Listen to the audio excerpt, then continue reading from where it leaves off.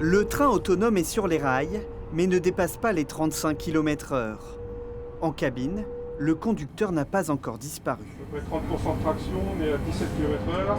Mais ces ingénieurs développent le seul prototype en France qui accélère et freine sans l'aide de l'être humain, une rame TER classique à laquelle ont été ajoutés des capteurs. Il y a par exemple des caméras infrarouges donc qui pourront détecter très loin des animaux sur la voie, des personnes au bord des voies même, que le conducteur ne verrait pas en cas de brouillard par exemple. Aujourd'hui, les conducteurs disposent déjà d'outils pour les assister, comme le régulateur de vitesse. Mais la SNCF veut aller plus loin. Les caméras pourront par exemple lire les panneaux de signalisation.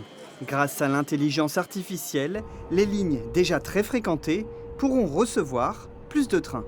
Alors la fluidité sera améliorée, je vais vous donner une image, comme ça sera simple. Je prends l'image de la boîte d'allumettes. Une boîte d'allumettes, quand elles sont toutes rangées les unes à côté des autres, vous en mettez beaucoup plus dans la boîte que quand elles sont mélangées. Donc c'est un petit peu l'idée aussi, avec ce système d'automatisation, ces systèmes d'assistance, c'est d'améliorer en fait, le débit sur une ligne et donc d'offrir davantage de possibilités à nos voyageurs.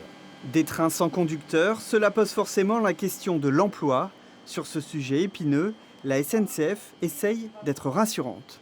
L'objectif avec le programme train autonome, c'est de développer le ferroviaire, d'avoir plus de trains. Et qui dit plus de trains, dit nécessairement plus d'emplois. Démarré il y a 3 ans, les tests sont toujours en cours. Pas de trafic à gérer pour le moment, mais le prototype va bientôt quitter le centre d'essai pour s'incorporer dans la circulation. Au mieux, les voyageurs embarqueront dans un train autonome à l'horizon 2025.